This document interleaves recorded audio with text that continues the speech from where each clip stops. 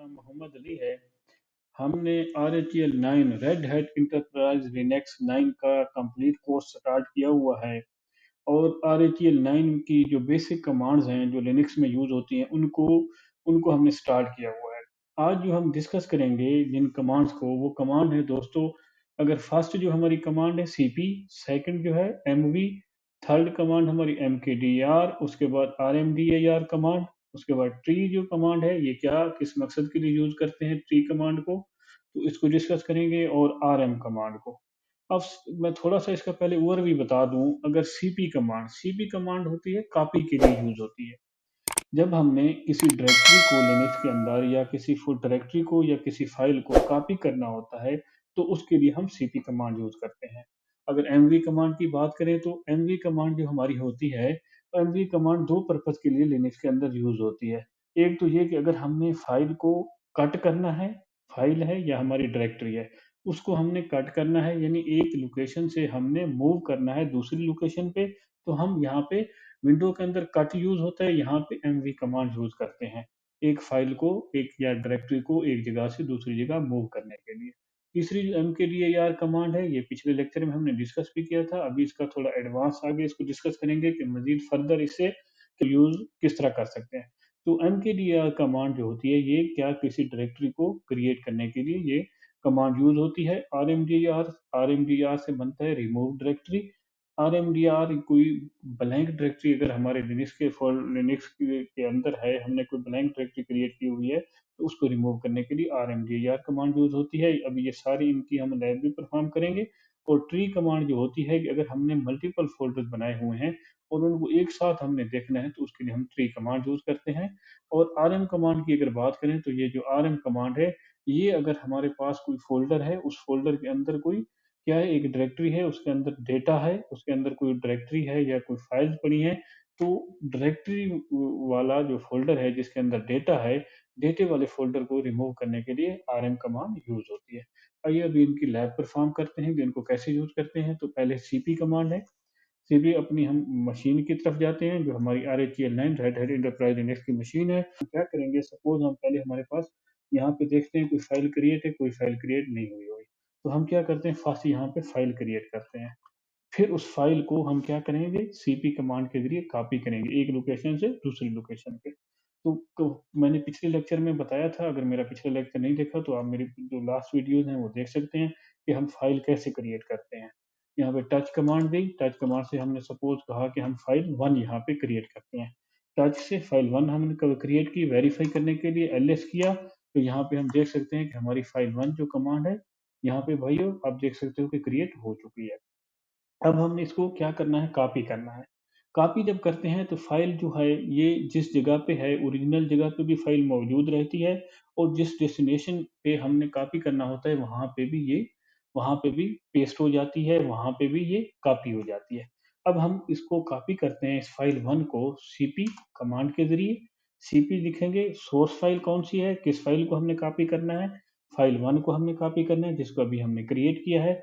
ये हमारी source file है। डेस्टिनेशन पाथ देंगे, किस जगह पे आपने इस फाइल 1 को कॉपी करना है। डेस्टिनेशन पाथ सपोज मैं कहता हूँ मैंने इसको डाउनलोड्स में कॉपी करना है, ठीक है। डाउनलोड्स करेंगे, डाउनलोड करने के बाद हम इंटर करेंगे।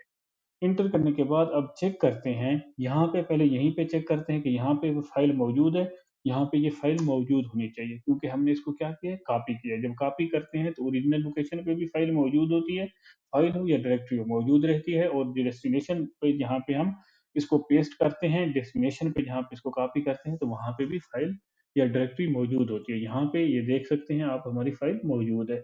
अब जहाँ पे इसको हमने कॉपी किया है जिस डायरेक्टरी में, वहाँ पे चेक करते हैं, वेरीफाई करते हैं।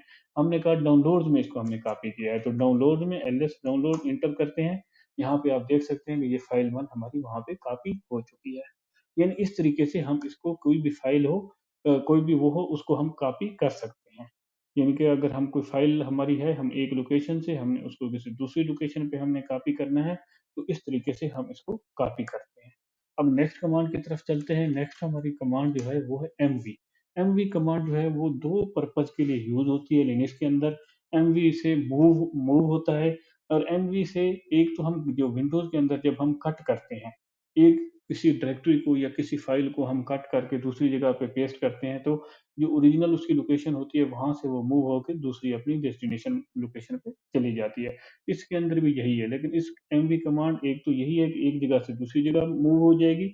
दूसरा एमवी कमांड से हम रीनेम भी कर सकते हैं, कुछ फ़ाइल है या डायरेक्टरी है, उसको अगर हमने क्या करना है, रीनेम करना है, उसका नेम चेंज करना है, तो चेंज नेम भी हम चेंज कर सकते हैं।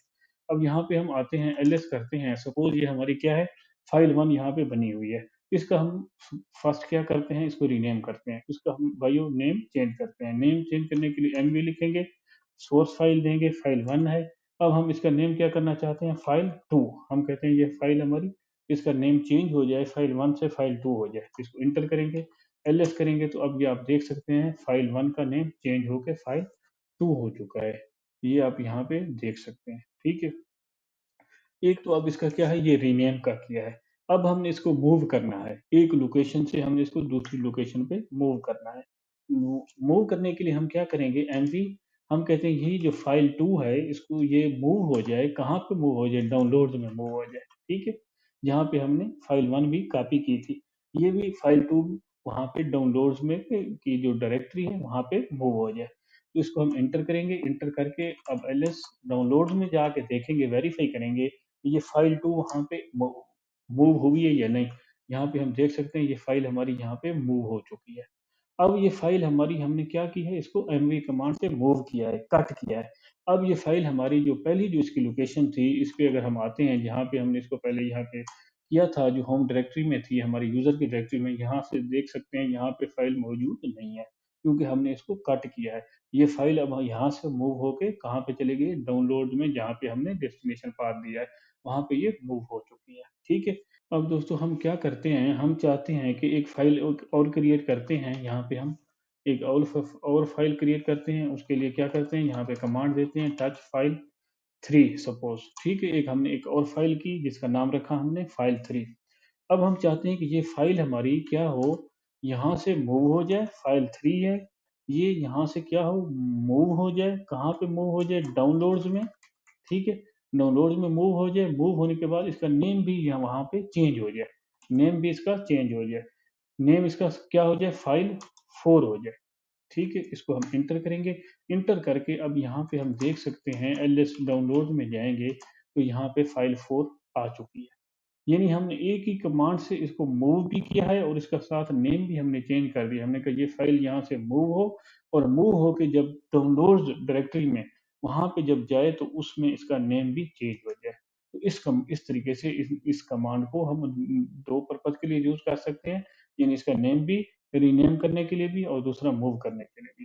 क्लियर करते हैं अपनी थर्ड जो है, अपनी उसकी तरफ, कमांड की तरफ जाते हैं। हमारी जो थर्ड कमांड है mkdir। एमकेडीआर जो है दोस्तों, उसके लिए हम क्या करेंगे, एमकेडीआर से मेक ए डायरेक्टरी, हमने पिछले अपने लास्ट लेक्चर में, आपने अगर वीडियो नहीं देखी तो वो देख सकते हैं। तो लास्ट लेक्चर में हमने एमकेडीआर से डायरेक्टरी हमने कोई बनाई थी। अब अगर हमने मल्टीपल डायरेक्टरीज बनानी है, ठीक है, सपोज हमने 10,000 डायरेक्टरी बनानी है इस एक ही कमांड से, तो वो हम कैसे बनाएंगे, तो आइए चलें देखते हैं। उसके लिए हम mkdir कमांड देंगे। कमांड देने के बाद सपोज मैं 10,000 फोल्डर बनाना चाहता हूँ, और जो डायरेक्टरी बनाना चाहता हूँ, उस डायरेक्टरी का नेम क्या है, मैं नेम उसका रखना चाहता हूँ फोल्डर, सपोज फोल्डर फोल्डर रखना चाहता हूँ। उस डायरेक्टरी का नेम फोल्डर होगा, और मैं कितने फोल्डर क्रिएट करना चाहता हूँ, सपोज मैं 10,000 फोल्डर क्रिएट करना चाहता हूँ, तो उसके लिए हम क्या देंगे, यहाँ पे middle brackets open, middle bracket close, और इसके बाद यहाँ पे हम देंगे, यहाँ पे कर्सर को थोड़ा बैक करेंगे, बैक करने के बाद यहाँ पे 1 से लेके डॉट डॉट देंगे, और मैं कहता हूँ 10,000, 10,000 मेरा ये फ़ोल्डर क्रिएट हो जाए। नेम क्या होगा? फ़ोल्डर का नेम, फर्स्ट का फ़ोल्डर 1, सेकंड का 2, इस तरीके से ये 10,000 तक इसके नेम होंगे। अगर हमने मल्टीपल फ़ोल्डर बनाने हैं लिनक्स के अंदर, तो वो हम इस तरह क्रिएट करते हैं। इसको मैंने एंटर किया, जैसे ही हमने एंटर किया, तो हमारे 10,000 फ़ोल्डर यहाँ पे क्रिएट हो चुके हैं। इसको वेरीफ़ाई करने के लिए हम एलएस कमांड देते हैं, तो आप यहाँ पे देख सकते हैं कि ये हमारे 10,000 फ़ोल्डर यहाँ पे क्रिएट हो चुके हैं। इसको अब ऊपर, मैं ऊपर थोड़ा ले जाता हूँ, तो आप ये देख सकते हैं ये सारे इसके फ़ोल्डर क्रिएट हो चुके हैं। तो इस तरीके से इस कमांड के ज़रिए हम अगर मल्टीपल फ़ोल्डर बनाने हों या मल्टीपल फ़ाइल बनानी हो, तो हम इस तरीके से ये क्रिएट कर सकते हैं। अगर हमने इसको रिमूव करना हो, उसको मैं क्लियर करता हूँ स्क्रीन को। अगर हमने रिमूव करना हो इस 10,000 फ़ोल्डर्स को जो अभी हमने क्रिएट किए हैं, तो उसके लिए हम क्या करेंगे दोस्तों, इसी कमांड को जो अभी हमने दी थी, ये इसी कमांड के आगे हम क्या mkdir की ख़त्म करके यहाँ पे rmdir रिमूव डायरेक्टरी, ये हमारा जो 10,000 फ़ोल्डर थे, ब्लैंक फ़ोल्डर थे, और ब्लैंक फ़ोल्डर्स को रिमूव करने के लिए, डिलीट करने के लिए लिनक्स के अंदर ये rmdir कमांड यूज़ होती है। इसको जैसे ही एंटर करेंगे तो हमारा 10,000 जो अभी फ़ोल्डर बना था वो रिमूव हो जाएँगे। अब इसको वेरीफाई भी कर लेते हैं, एलएस करते हैं, तो आप देख सकते हैं कि ये सारे फ़ोल्डर जो अभी हमने बनाए हैं, ये सारे हमारे फ़ोल्डर रिमूव हो चुके हैं। किस कमांड से? rmdir कमांड से। अब अपनी नेक्स्ट उसकी तरफ चलते हैं दोस्तों। नेक्स्ट हमारी जो कमांड है, ट्री कमांड है। तो उसके लिए हम क्या करते हैं, उसके लिए हम यहाँ पे एक फ़ोल्डर क्रिएट करते हैं, मल्टीपल फ़ोल्डर। मल्टीपल फ़ोल्डर क्या करते हैं समझाने के लिए, उसके लिए हम सपोज़ कहते हैं mkdir हाइफ़न p। हमने क्या करना है मल्टीपल फ़ोल्डर बनाने में, हाइफ़न p से बनता है पैरेंट। ठीक है? यानी कि हमारा जो फर्स्ट फ़ोल्डर होगा वो हमारा मेन फ़ोल्डर होगा, उसको पेरेंट फ़ोल्डर कहा जाता है, उसके अंदर मज़ीद फ़ोल्डर होंगे। सपोज़ यहाँ पे ये देखें, हमारा जो फर्स्ट फ़ोल्डर है, फ़ोल्डर 1 है, ठीक है? ये यानी कि फ़ोल्डर 1 क्रिएट नहीं है, हाइफ़न पी हमने दी कि भी फर्स्ट फ़ोल्डर जो मेन फ़ोल्डर है, पेरेंट फ़ोल्डर है, वो भी क्रिएट हो जाए। इसके अंदर जो-जो फ़ोल्डर हम क्रिएट करना चाहते हैं, जो-जो डायरेक्टरीज़ हम क्रिएट करना चाहते हैं, वो भी डायरेक्टरीज़ क्रिएट हो जाएँ। इसके अंदर हम कहते हैं हम फ़ोल्डर 2 2 को फ़ोल्डर 1 के अंदर मेन फ़ोल्डर कौन-सा होगा, हमारी पेरेंट डायरेक्टरी फ़ोल्डर 1 होगी, और उसके बाद वो फ़ोल्डर 1 डायरेक्टरी के अंदर फ़ोल्डर 2 क्रिएट हो जाए, फिर फ़ोल्डर 3 हम कहते हैं, ये क्रिएट हो जाए, फिर आगे हम इसको कहते हैं फ़ोल्डर चलो 4 भी क्रिएट हो जाए, ठीक है?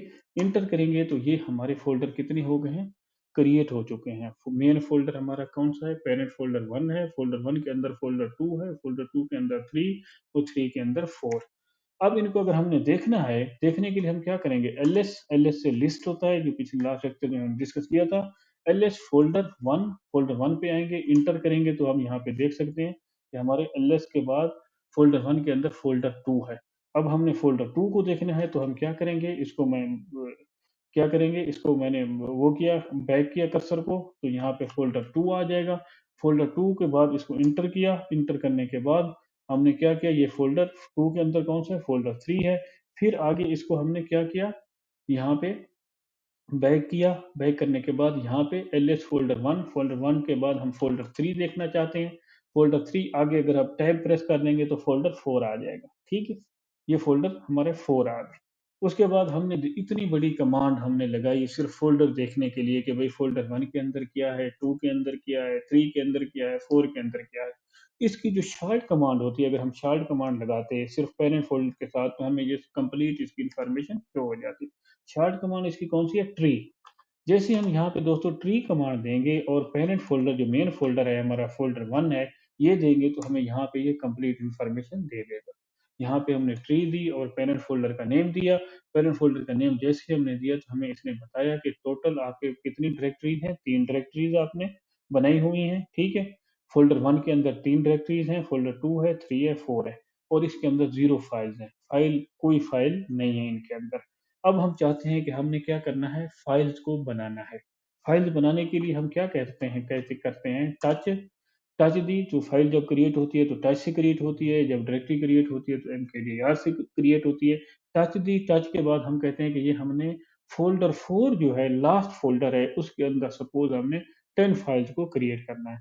तो उसके लिए क्या करेंगे, यहाँ पे पहले फ़ोल्डर 1 जो मेन फ़ोल्डर है, पेरेंट फ़ोल्डर है, हमारी जो मेन डायरेक्टरी है, उसके बाद सेकंड डायरेक्टरी में जाएँगे, फ़ोल्डर 2 टैब प्रेस करते जाएँ तो सारी आती जाएँगी।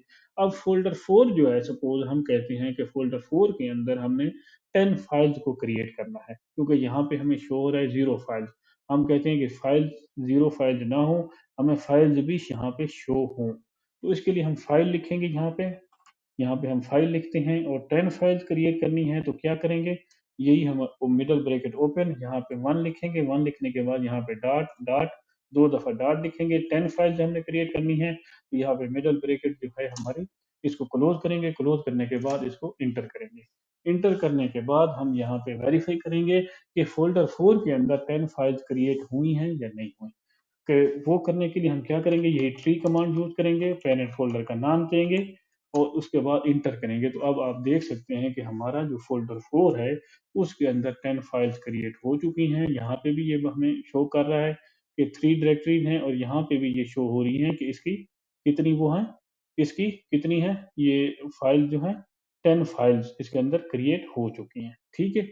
अब क्या करेंगे? अच्छा, अब यहाँ पे हमने इसको दोस्तों क्लियर स्क्रीन किया, हमने देखा कि हमारी 10 फाइल जो हैं क्रिएट हो चुकी हैं। इनमें दोबारा भी आपको दिखा देता हूँ। ट्री में आके हमने यहाँ पे सॉरी ट्री के बाद यहाँ पे हमने पेरेंट फ़ोल्डर का नाम दिया। तो यहाँ पे ये देख सकते हैं हमारी कितनी है, 10 फाइल्स क्रिएट हो चुकी हैं।